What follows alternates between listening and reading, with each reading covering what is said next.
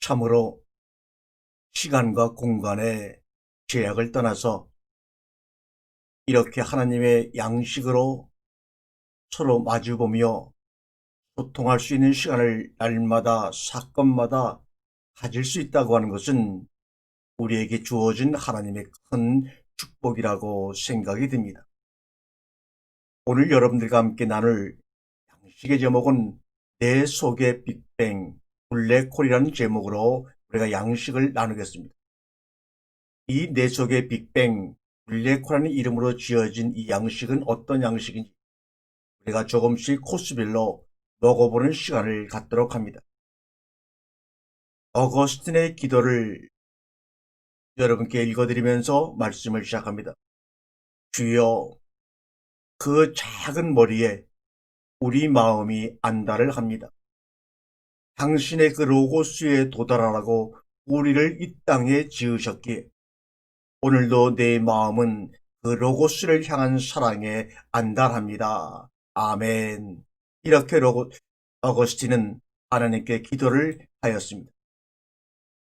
어거스틴은 도달하지 않으면 안 될 진리의 여인으로 하나님을 예수 그리스도를 날마다 사모하며 이 기도를 드렸다고 합니다. 주여, 그 작은 머리에 우리 마음이 안달합니다. 오직 내 마음은 그 로고스를 향한 사랑에 안달합니다. 이렇게 말이죠. 아마 여러분과 같은 심령으로 하나님을 사모하며 예수 그리스도를 마음에 품고 날마다 살아가실 줄로 압니다. 모래가 바다에 빠지는 것은 가능하죠. 그러나 바다가 모래에 빠지는 것은 불가능합니다. 이처럼 내가 진리 안에 빠지는 것은 가능하나 진리가 내 안에 어떻게 채워집니까? 오늘도 이 아침에 여러분들과 소통을 하기 위해 이 자리에 앉았더니 문득 그동안 나는 모든 말씀들이 어느 날 내게 다가오신 하나님의 말씀인 것을 깨달았습니다. 날마다 저에게 다가오시는 말씀을 여러분과 함께 나누고 있는 것입니다. 제가 연구하고 노력해서 만들어진 음식이 아니라 어느 날 문득 보니 저를 찾아오신 그 말씀이신 로고스 그 존재 자체를 여러분에게 함께 나누어 드리는 것입니다. 출애굽기 3장 14절 여러분이 너무나 잘 아는 유명한 구절에서 아쉘 에우엘 아쉘 나는 나다. 또 때로 어떤 성경은 나는 스스로 있는 자다. 나는 존재 자체다. 나는 나야. 이렇게 자신의 이름을 묻는 모세에게 말씀하시는 하나님의 자신의 이름입니다. 이 말은 다른 말로 말하면 나는 너의 구원이야. 이렇게 우리가 말씀할 수가 있습니다. 이 3장 14절의 간단한 하나님이 자신의 본질을 이야기하는 이 구절에서 우리가 찾을 수 있는 깨달음은 너를 찾아주는 나는 누구냐에 내가 해답입니다. 우리의 진리에 도달하는 길, 우리가 구원의 삶을 살아가는 그 해답은 나를 구원시켜주는, 나를 찾아주는 그가 누구인가? 그렇게 말씀하시는 나는 스스로 있는 자라고 말씀하시는 그 나가 누구인가? 라는 것을 아는 것입니다. 출애굽기 3장 14절의 말씀을 비춰보게 되면 원죄로부터의 구원이 아니라 내가 누구인지를 아는 게 구원이고 자유고 진리라는 말씀을 그 안에서 하고 계신 것입니다. 우리 사람은 하도 바쁘게 살아가다 보니까 눈앞에 보이는 변화에 대해서는 알지 그 변화를 인지하는 나에 대해서는 점점 무지해 가고 있다는 사실입니다. 여러분, 설령 우리가 선악과의 나무를 100번 따먹었다고 칩시다. 그 100번 따먹은 것이 선악과를 지으시고 우리를 지으신 하나님께 그게 무슨 영향을 미치겠습니까? 먹고 안 먹음이 아니라 그 먹음을 통해 우리가 나를 알고 나를 지으신 그분을 아는 것이 바로 초점이죠. 내가 누구냐 하는 것을 모르는 무지가 바로 문제가 됩니다. 그 나를 아는 게 구원의 출발이고, 그 나를 알게 되면 그때부터는 나는 믿음으로 산다. 믿음으로 산다. 믿음하지 아니하고 나를 알게 된 그 사실을 누리고 이야기하며 하나님과 소통하고 하나가 됩니다. 시내가는 이런 얘기를 했어요. 나는 선이 무엇인지 안다. 그리고 그 선을 확인하고 악을 저지른다고 이야기했습니다.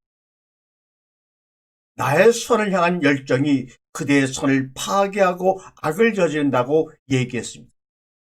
십자군 전쟁이나 신들에게 성교나 노예 매매나 교례 준수나 교단과 교파주의, 이런 모든 것을 통해서 인간은 어디까지 악을 저지를 수 있는가를 우리는 보아왔고 증명해 왔습니다.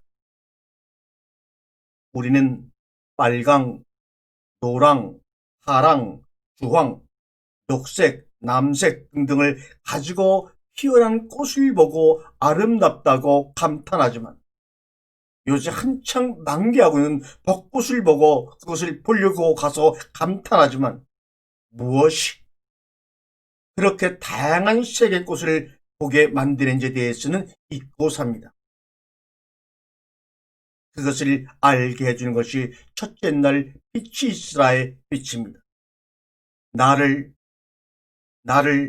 바로 깨닫게 인지하게 해주는 것이 바로 창조 첫째 날의 빛입니다. 첫째 날에 빛이 있으라의 빛이 아니하면 내가 누구인지를 알 수가 없습니다. 빛이 빛이라 하신 그 하나님이 누구인지를 알지 못하면 또한 나를 정확히 알 수가 없는 것입니다. 저것이 왜 아름답다고 내가 감탄을 하지? 그렇게 인지하는 나는 누구인가? 이것을 주님이 가르쳐 주시겠다는 것이 아닙니까? 빛이 없으면 아무리 온 천지에 아름다운 꽃들도 어떻게 보입니까? 검게 보입니다. 그렇지 않으면 안 보일 텐데, 내가 사물을 진선미로 분리해 볼까? 이게 도대체 어디서 오는 것인가? 나는 누구이고 어디서 오는 것인가? 그런 모든 것들을 인지하고 진선미로 분리할 수 있는 그 나는 누구인가? 라는 것을 첫 번째로 가르쳐 주시고, 일곱째 날로 인도하시는 분이 바로 하나님 아버지이십니다. 신적인 빛이, 첫째 날 빛이 이 지상에서 우리 눈에 보이는 저 사물을 다양하게 보게 하고 감탄하게 해줬다는 것을 여러분 아시는지요? 그게 바로 로고스라고 하는 첫째 날 빛입니다. 문자로 기록된 여러분이 읽고 있는 성경의 글자 하나가 로고스가 아닙니다. 하나님이 지으신 사물과 피조물과 하나님에게서 온 지성, 진리가 만남으로 말미암아 우리는 시공간의 시간대에서, 크로노스의 시간대에서 시공을 초월한 하나님의 시간대, 카이로스로 진입하게 됩니다. 이것이 바로 영적인 빅뱅이요 블랙홀입니다. 이것을 서양 사람들은 감탄한 말로 유레카, 내가 저것을 보았다라고 얘기합니다. 그 앞에서 감탄과 감격과 찬미케 하는 것입니다. 저 빛이 여러분과 내 얼굴을 비치는 것이 아니라 저 사물을 비춰서 내가 보게 하는 것입니다.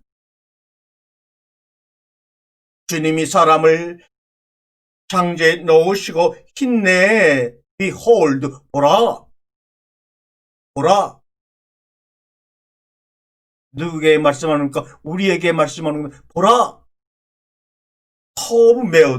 매우 선하구나, 매우 아름답구나, 매우 완벽하구나 말씀하시면서, 내가 지은 너를 내가 보니까 정말 너무나 아름답고 너무나 선하고 너무나 완벽한데, 보라, 너도 한번 너 자신을 돌아봐.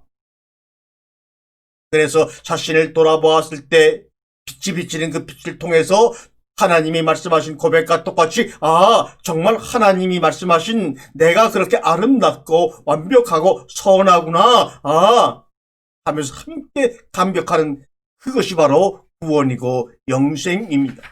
그리고 자신의 참모습을 깨닫게 되는 유레카 고백입니다.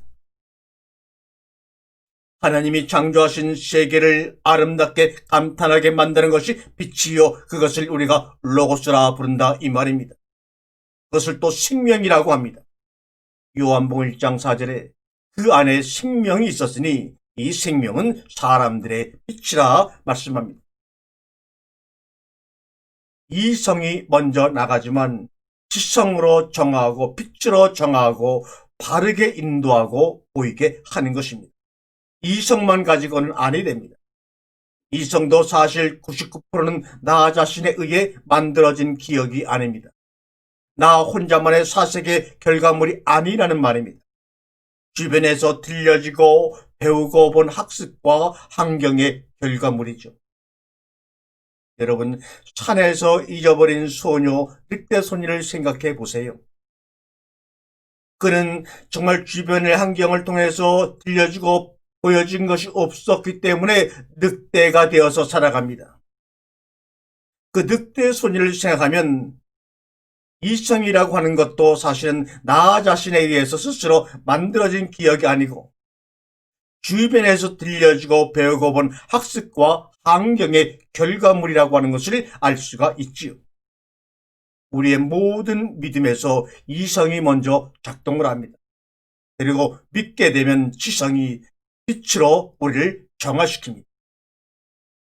태초에 말씀이 있었어요. 로고스. 그 로고스는 신앙이요 지성이요 하나님과 소통할 수 있는 언어입니다. 인간들은 동물과 달리 근본적으로 사유할 수 있는 등을 우리에게 허락해 주셨습니다. 내가 성경으로 나 자신을 속이고 남을 속이는 일이 없게 하소서라고 날마다 기도했던 어거스틴의 기도가 있습니다. 그런데 그 후의 결과를 보면 그렇게 간절히 기도했던 어거스틴 교부는 실제로 이 말에서 완전히 자유를 수 없다는 것을 그는 깨달았을 것입니다. 일반적으로 우리는 말합니다. 알면 사랑하게 된다고. 그런데 어거스틴은 이렇게 얘기했습니다. 알면 사랑하게 된다고 하는 일반적 인식을 덮어버리고 뭐라고 어거스틴이 말했냐면 사랑하면 알게 된다. 빛이 진리가 그 존재가 우리와 하나가 되게 되면 바로 그분의 눈을 통해 그분의 마음으로 우리 마음이 이루어짐으로 자연히 알게 된다는 것입니다. 우리가 하나님의 사랑을 알고 믿었는 이 말은 뭡니까? 하나님의 존재를 알면 믿게 되는 것입니다. 사랑에 대한 어떤 지식이 우리를 믿게 만드는 것이 아닙니다. 진실, 사실, 진리는 지성이 정화되지 않으면, 지성이 정화를 시키지 않으면 보지를 못합니다. 원래 본질을 볼 수가 없습니다. 약자를 사랑하면 그들의 문제가 보이지요. 누구와 함께 하느냐에 따라 진리는 보입니다. 진리는 배우거나 가르치는 것이 아닙니다. 보는 것입니다. 그래서 신앙과 이성은 서로 보완하는 것입니다. 우리가 일루미나이트라는 말이 있습니다. 이것은 뭐냐면 조명설, 이것은 어거스틴이 주장한 것입니다. 어거스틴의 일루미나이트, 조명설은 보게 하는 빛이라는 말입니다. 보게 하는 빛. 즉 사물에 대한 지식이 우리에게 선행되어 있다는 것입니다. 선행된 지식이 이미 알고 있는 지식을 우리가 보고 깨달을 수 없게 그 빛이 비치게 되면 우리 안에 이미 심어져 있는 그 지식을 우리가 볼 수 있다는 것입니다. 우리가 어린아이 때부터 자라면서 문자를 배우지만 근본적으로 그것에 대한 알미 우리 속에 없다면 불가능합니다. 동물들은 근본적인 그 문자에 대한 알미 없기 때문에 아무리 세월이 지나도 말을 하지 못합니다. 번역이 안 됩니다. 언어란 지식이 있어서 그것을 아는 게 아닙니다. 이미 선행되어 있던 그것을 빛이 비추어 주므로 진리가 다가가므로 다르게 해석하고 통역되어 우리 입을 통해 나오는 것입니다. 하나님이 저에게 말씀으로 다가오심을 순간마다 경험하며 여러분과 이 말씀을 환경이 되건 아니 되건 전하지 않을 수가 없는 것입니다. 하나님이 나에게 날마다 말씀을 해요. 이게 바로 복음입니다. 소통을 했다는 거예요. 내가 하나님과 말이죠. 우리가 말한다고 하려는 레기오입니다. 레기오의 명사형이 바로 말씀이라고 하는 로고스죠. 그런데 누구하고 말하는 것이냐, 이것이 중요합니다. 바로 그 하나님이 나하고 말씀하는 것, 나하고 소통하는 것, 이것이 바로 복음입니다. 그러므로 복음은 어떤 공통된 모습으로 누구에게나 다가오는 것이 아닙니다. 개인적인 것입니다. 바로 복음은 내가 존재치 않으면, 내가 인식하지 않으면 그것은 내게 복음으로 다가오지 못한다는 것입니다. 같은 내용, 같은 사건도 내게 다가오면 나에게는 복음이지만 여러분에게 다가가지 아니하면 여러분에겐 복음이 아닙니다. 하나님이 나에게 말씀하십니다. 이미 그 말이 우리에게 심어져 있기에 알아들 수 있는 것입니다. 이미 하나님의 그 말씀이 태초의 사건이 우리에게 심어져 있지만 우리의 마음에 돌같이 굳어있기 때문에 그 안에 있는 것을 깨서 볼 수가 없는 것입니다. 그래서 주님이 모세를 등에 반석을 칩니다. 주님이어서 불같이 그 모든 바위를 깨트려 태워버립니다. 그래야지만 하나님과 소통할 수 있기에 인간의 문자로 소통하는 것 같으면서도 이미 심겨진 로고스 진리를 깨우는 것입니다. 그게 바로 첫째 날 빛이라고 하는 것입니다. 태초 안에 말씀이 존재했구나. 태초 안에 내가 존재했구나. 태초에 말씀이 계시니. 하나님이신 예수가 육신을 입고 이 땅에 오셨다면 육신을 입은 우리도 하나님의 자녀가 될 수 있는 것 아니겠습니까? 예수님의 성육신 사건이 없었다면 흙으로 지어진 인간의 하나님의 자녀 하나됨도 아마 터무니없는 이야기일 수밖에 없었을 것입니다. 그러므로 제 문제라는 인간들의 인간 불신이 깔려있는 한 이 성육신 속에 숨겨있는 진리를 우리는 알 수가 없습니다. 선악과라는 사건을 제 문제라고 단정시켜놓고 하나님이 인간을 불신하게 만드는 것이 아니라 인간들이 인간을 불신하게 만드는 무의식 가운데의 상태에 우리가 빠져 있습니다. 이 상태 속에서 벗어나지 않는 한 우리는 우리의 몸을 입고 오신 육신을 입고 오신 예수 그리스도의 사건의 진리와 참된 뜻을 절대로 깨달을 수가 없는 것입니다. 이런 말이죠. 흙으로 만들어진 흙 속에 생명이 가득하다 그런 말입니다. 그런데 빛이 비칠 때 흙 속에 생명이 가득한 것을 환하게 보고 날마다 감격할 수가 있는 것입니다.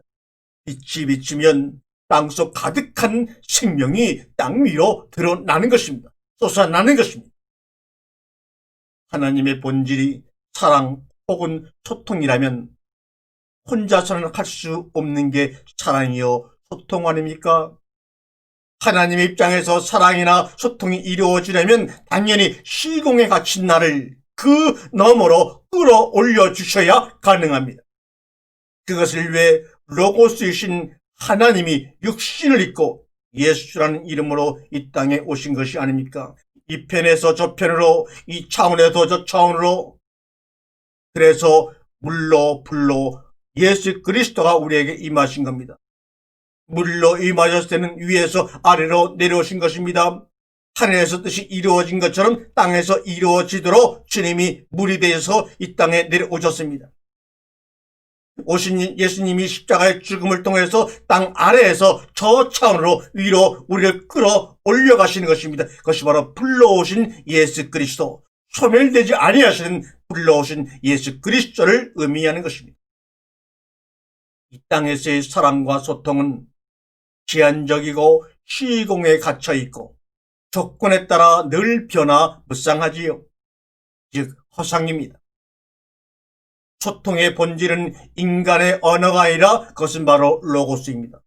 그런데 그것은 하늘의 빛이 성령이 임하고 비춰주실 때만 드러나고 기억되고 생각되는 것입니다. 바로 인간은 하나님과 소통과 사랑의 대상이지 원죄에서 구원받아야 할 악인이 아닙니다. 그런데 이것을 모르고 살다 죽으면 그것이 바로 죄인이요 이미 심판을 받은 것입니다. 다시 말하면 하데스의 지옥불에 갇혀 영원히 살 수밖에 없는 것입니다. 왜요? 불이라고 하는 것은 아래에서 위로 올라가야 되는데 땅속 깊은 하데스 가운데 있으니 그 불이 갇혀 있으니 그것을 지옥불이라고 하는 것입니다. 인간이 얼마나 하나님께 사랑받고 있는지를 말씀해 주시는 예수님. 그런데 인간들은 서로 사랑해야 한다고 난리니 이미 받고 있는 하나님의 사랑은 잊어버리고 말이죠. 인간은 하나님의 언어를 인간의 자기적인 사전적인 언어로만 알아들으니 힘들 수밖에. 사랑하면 진리가 보입니다. 이 말의 또 다른 진리는 나는 당신의 상대요, 파트너요, 자녀다 이 말입니다.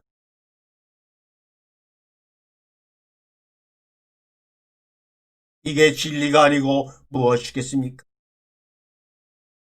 왜 자꾸 이 진리를 선악과의 사건으로 변질시키고 있는지요? 아직도 뱀의 한치 혓바닥에 미혹되어 우리는 얼마나 혼란스러운 삶을 살아가고 있습니까? 거기서 나오시기 바랍니다. 그것이 바로 회개입니다. 아무도 관심 없는 나를 처음부터 마지막까지 상대로 여겨주시는 이는 하나님 아버지뿐이십니다. 이게 사랑이요 소통의 본질입니다. 예수의 광야 시험 40일간 중 마지막 시험 단계에서 마태복음 4장 10절에 이렇게 말합니다.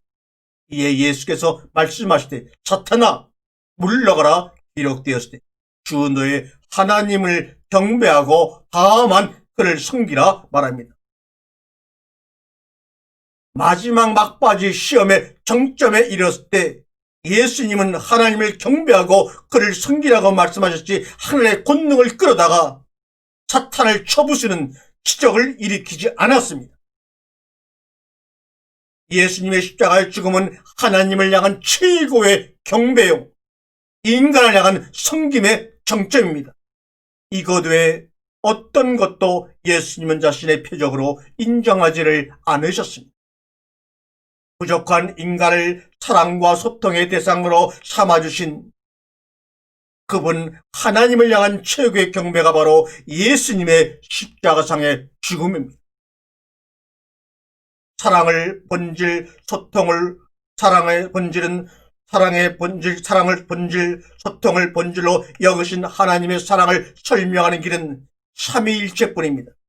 삼위를 하나로 묶는 그 일체는 바로 소통이요 사랑입니다. 인간의 역사를 끌고 가는 것, 우리를 끌고 가는 것은 바로 사랑입니다. 인간의 본질이 사랑입니다. 그런데 인간은 시공간 안에서만 상대를 알지 않습니까? 그것이 바로 죄의 시작입니다. 그 인간을 지으신 시공 밖에 그분과의 상대 소통은 전혀 모르고 있습니다. 예수님이 그 생각을 바꾸라고 회개하라고 하신 것이 아닙니까? 내가 너희를 땅에서 하늘의 뜻을 이루어 땅에서 너희를 끌고 올라갈 테니 그 시공 밖에 그 상대를 알라고 말합니다. 거기가 바로 하나님의 나라가 임하는 장소라고 말씀하십니다. 어거스틴이 말했습니다. 인간 수수께끼라고 말합니다.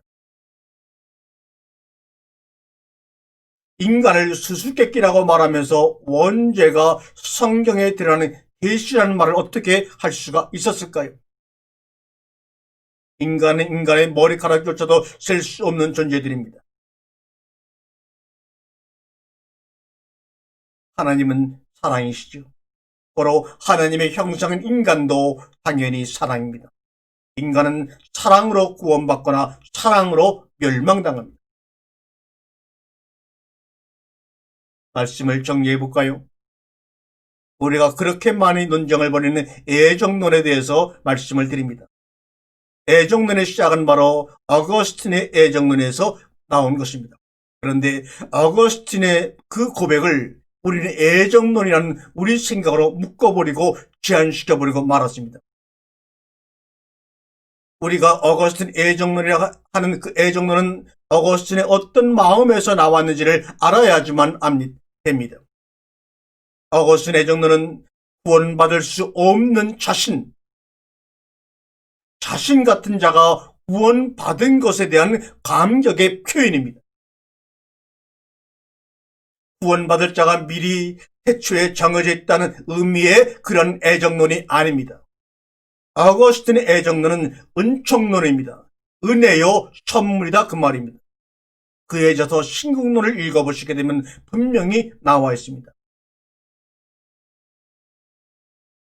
지금 보니 내가 구원받기로 되어 있으니 그렇게 개망나니로 살아온 나 같은 것이 오늘 하나님 앞에 서 있지, 그렇지 않으면 어떻게 이렇게 서 있을 수 있겠는가 하는 감격입니다.